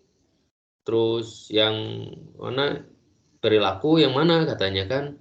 Ya tergantung beragam faktor. Jadi seseorang dalam memimpin suatu organisasi itu berhasil atau tidak itu banyak didukung oleh faktor-faktor ya, variabel-variabel lain. Misalnya SDM dari organisasi tersebut ya, para karyawannya, para anggotanya mendukung nggak, support nggak dalam menjalankan kinerja organisasi. Nah, kalau misalnya oke lah pemimpinnya memiliki sifat itu, kalau para anggotanya malas-malesan misalnya atau tidak memiliki kompetensi yang baik dalam bekerja, ya percuma saja seperti itu. Atau tidak organisasinya tidak memiliki metode yang jelas dalam menjalankan mewujudkan sasaran-sasaran yang ingin dicapainya seperti itu. Beragam faktor, bisa juga faktor eksternal, dukungan publik misalnya, kan itu pun memberikan faktor dalam menilai keberhasilan, mendorong keberhasilan suatu organisasi. Jadi ini kelemahannya. Jadi makanya dijelaskan di sini tidak selalu ada relevansi antara sifat-sifat yang dianggap unggul dengan efektivitas pemimpin. Nah, kita jangan terjebak ya. Kadangkala kita kan melihat, oh ini pemimpin jujur, baik, rajin menyantuni fakir miskin. Wah, belum tentu dia nanti pas kepilih jadi pemimpin berhasil. Nah, kadang-kadang kita terjebak ke situ. Ya. Nah, yang ketiga ya terlalu sulit menemukan dan mengukur masing-masing sifat yang sangat berbeda-beda. Ya, jadi macam-macam sifat-sifat yang ideal itu relatif gitu kan. Nggak ada sifat yang sifat-sifat kepemimpinan yang yang baku gitu, yang bisa diterima oleh masyarakat secara luas, secara universal, nggak ada. Ya bisa saja misalnya sifat-sifat kepemimpinan di Indonesia yang dianggap baik, ada indikatornya apa saja. Ini indikator ini yang dianggap baik ini oleh masyarakat Indonesia atau masyarakat Timur, ini belum tentu berlaku di Amerika misalnya, atau di Eropa misalnya, di masyarakat Barat. Begitupun sifat-sifat atau ciri-ciri kepemimpinan yang ideal menurut masyarakat Barat ya belum tentu diterapkan. Contoh apa? Misalnya ya, pemimpin yang mendukung kebebasan misalnya, kebebasan individu, pemimpin yang komitmen, katakan garis keras ya terhadap kebebasan individu, itu sangat dihargai di masyarakat Barat. Tetapi apakah di masyarakat kita dihargai? Nah, ini kan menjadi problem, kan? Belum tentu. Karena apa? Karena tadi ada faktor budaya, faktor cara pandang masyarakat dalam memandang prinsip kebebasan secara kultural seperti itu. Padahal kalau di Barat itu sangat menghargai, menjunjung tinggi pemimpin yang menghargai prinsip kebebasan seperti itu, atau pemimpin yang menghargai kesetaraan seperti itu. Itu dianggap sebagai ciri kepemimpinan yang baik seperti itu. Itu ya.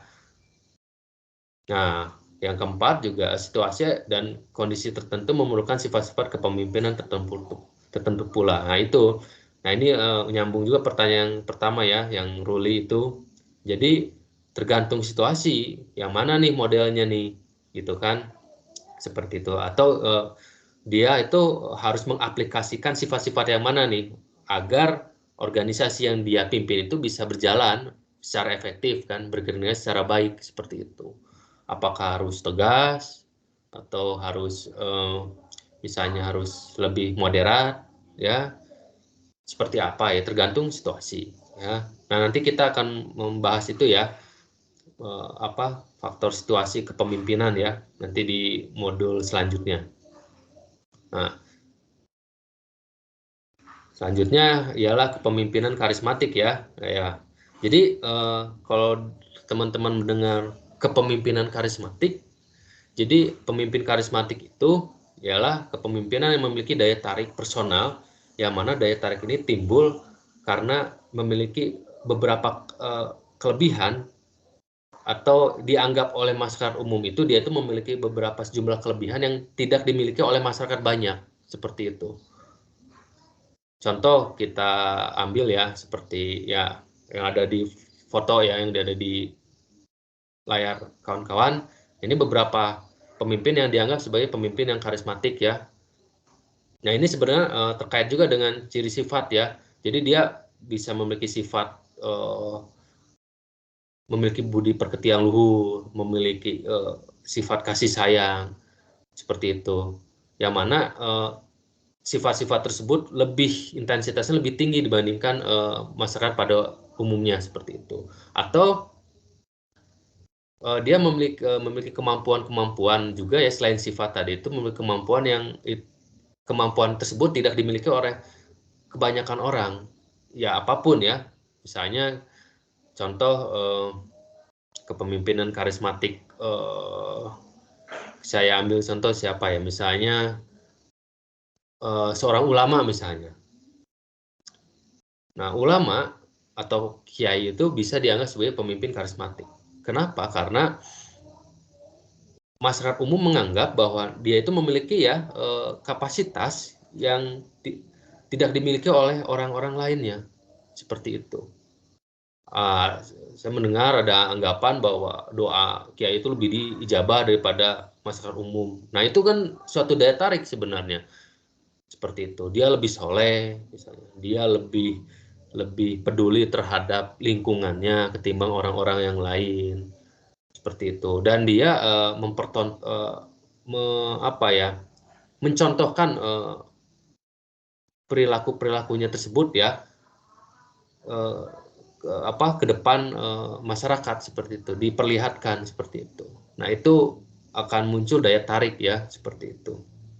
Nah, seperti Mahatma Gandhi, terus yang di sebelahnya ini, kawan-kawan tahu siapa ini? Ini pemimpin revolusi Iran ya,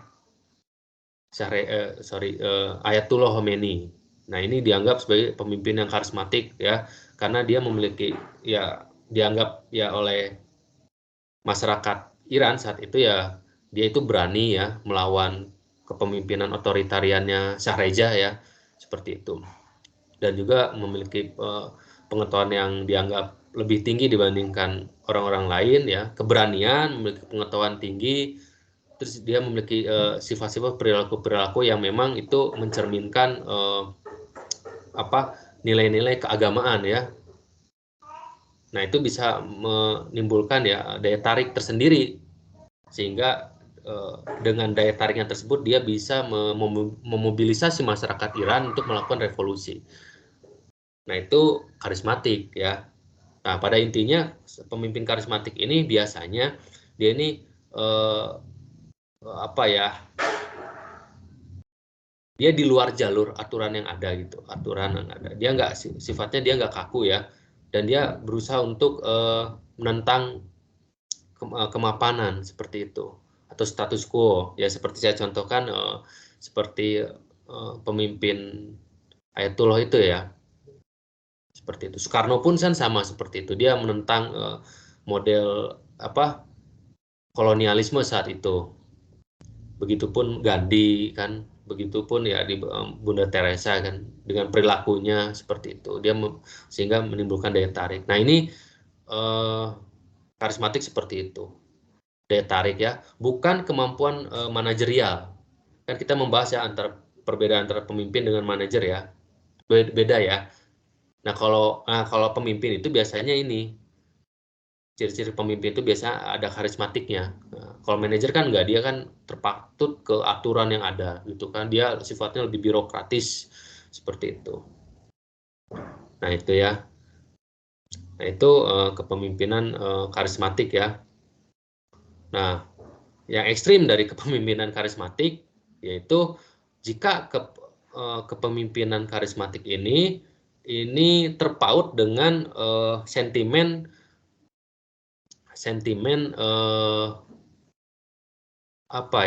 bisa sentimen etnis, keagamaan, atau etnonasionalisme itu. Jadi ada kajian dari Mendel, dia mengatakan bahwa kepemimpinan karismatik yang berkolaborasi lah bahasa sederhananya itu dengan sentimen-sentimen keagamaan, nasionalisme, ini bisa memunculkan sosok-sosok kepemimpinan yang otoritarian seperti itu. Karena bila identitas seseorang ya sentimen tadi itu ya, sentimen identitas tadi yang didasarkan atas identitas diri itu atau identitas seseorang itu terhambat oleh identitas sosial lain, merasa terancam dengan kelompok sosial lain yang lebih menonjol, maka kehadiran seorang pemimpin yang sanggup mengaktifkan identitas sosial heroik sangat diharapkan. Seperti itu. Jadi misalnya katakan contoh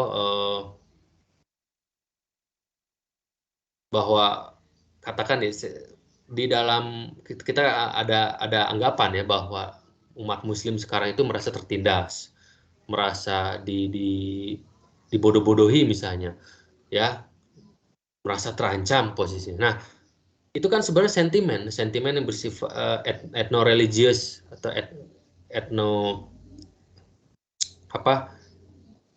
etnisitas kan seperti itu. Katakan etno-religius. Nah, jika sentimen-sentimen itu bertemu dengan adanya pemimpin-pemimpin yang karismatik yang bisa mengaktifkan sentimen tersebut, nah ini akan memunculkan namanya tadi kepemimpinan yang otoritarian seperti itu. Nah, kawan-kawan bisa cari sendiri kira-kira pemimpin mana yang yang teridentifikasi sebagai pemimpin yang karismatik, memiliki daya daya personal yang dianggapnya itu tidak ada dimiliki orang lain, tetapi dia berkolaborasi dengan sentimen-sentimen keagamaan, nasionalisme seperti itu. Nah, ini bisa memunculkan kepemimpinan, bukan otoriter, tapi kepemimpinan yang populis, ya, kepemimpinan populis seperti itu. Ya, ujungnya menurut saya ya otoritarian ekstrimnya seperti itu. Seperti saya contohkan ya Adolf Hitler ya, di mana saat itu Jerman merasa rendah karena mengalami kekalahan saat Perang Dunia ke-1. Nah, seperti itu, terjadi krisis segala macam. Nah, termasuk tadi kan terjadi namanya itu merasa identitas kebangsaan Jerman itu dipermalukan ya di tanah Eropa saat itu. Nah, muncul pemimpin model Adolf Hitler yang tadi itu yang memiliki daya tarik ya. Nah, dia berkolaborasi tuh dengan sentimen-sentimen tadi itu ya, nasionalisme. Nah, akhirnya outputnya ini menghasilkan suatu kepemimpinan yang otoritarian seperti itu. Nah, itu ya jeleknya sebagai pemimpin karismatik ya. Jadi pemimpin karismatik itu dekat dengan kepemimpinan populis seperti itu. Nah, kalau dia memerintah,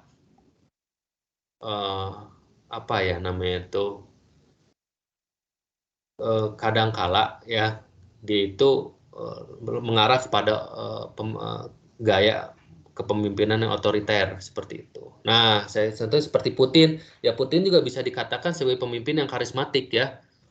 Dia memiliki daya personal, ya seperti tegas, berani, dia tidak takut, kan?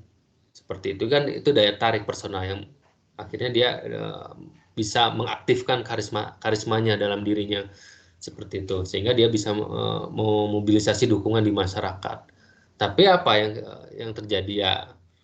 Yang terjadi ya tadi Rusia jatuh kepada rezim otoritarian seperti itu.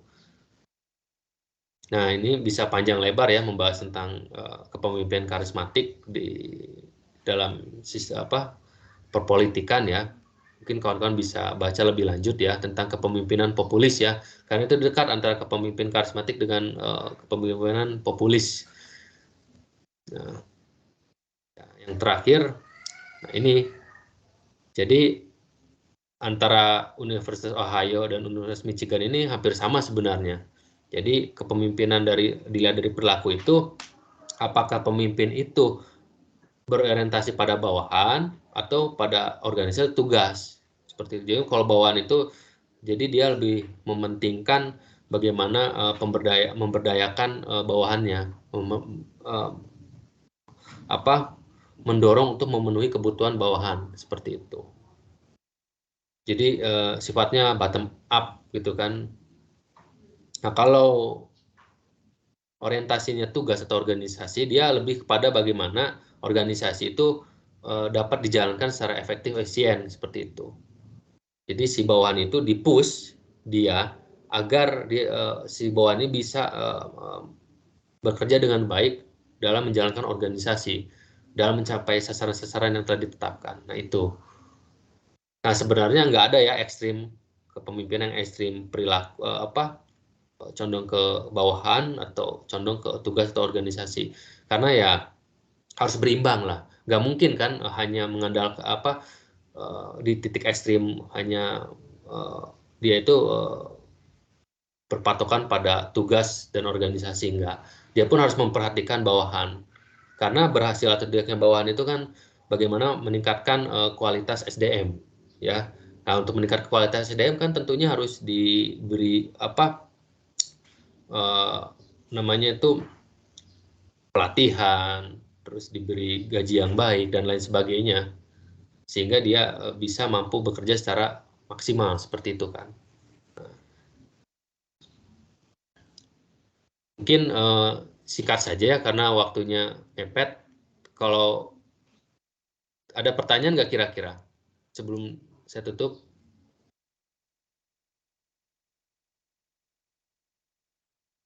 Pak Ruli belum di absen. Ya, maksud kalau nggak ada pertanyaan saya tutup ya, nanti di absen. Kalau tidak ada, mungkin saya cukupkan. Nah, sebelumnya tolong pada kawan-kawan untuk di absen ya.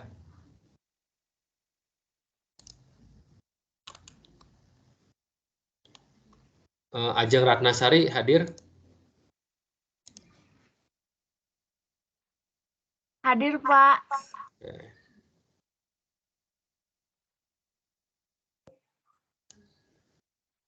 Anissa Elewati hadir? Hadir, Pak. Desinta Aisyah Ambarawati? Hadir, Pak. Devia Oktaviani? Hadir, Pak. Dimas Ahmad Fauzi? Hadir, Pak. Oke. Dini Andriani?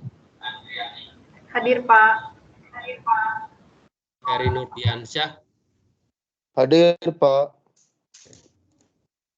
Fadila Septiani Putri? Hadir, Pak. Gangan Anggandani? Hadir, Pak. Oke. Hamzah Abdul Mantar? Hadir, Pak. Ana Lestari? Hadir, Pak. Ilman Syahbani? Syahbadi? Hadir, Pak. Kania Sukmawati? Hadir, Pak. Lutfi Nursifah Ambami? Hadir, Pak. Maya Aulia Rahmah? Hadir, Pak. Muhammad Sidik Permana? Hadir, Pak. Neng Hilma Nur Fadilah? Hadir, Pak. Nuru Nahari? Hadir, Pak. Pranata Yuda Rusmana?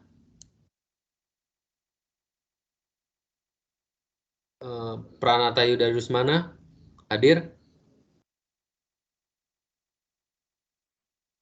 Ya. Reni Indriani hadir? Reni Indriani? Ya, nggak ada. Ria Dewi Ratna? Hadir, Pak. Ruli Ramdhani. Hadir, Pak.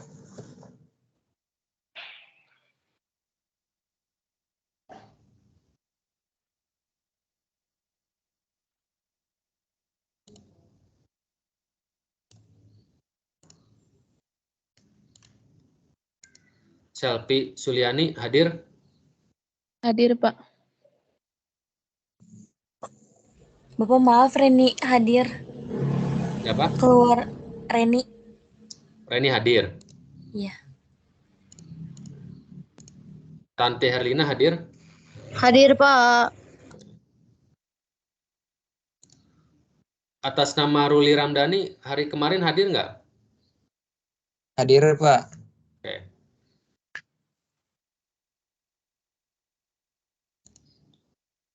Jadi yang nggak hadir di sini Pranata Yuda Rusmana ya.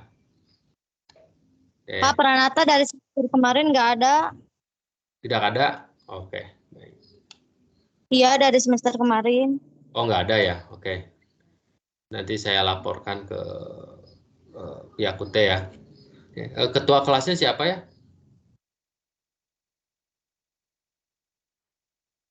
Hamzah, Pak. Iya, Pak. Ya. Saya, Pak.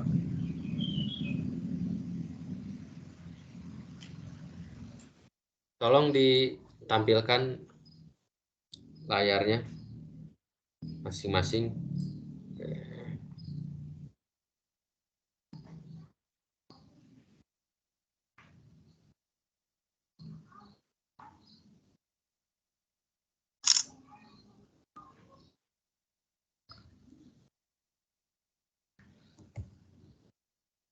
Ya, cukup sekian saja dari saya. Terima kasih pada kawan-kawan telah hadir dalam kuliah sesi kedua ini, dan nanti kita akan bertemu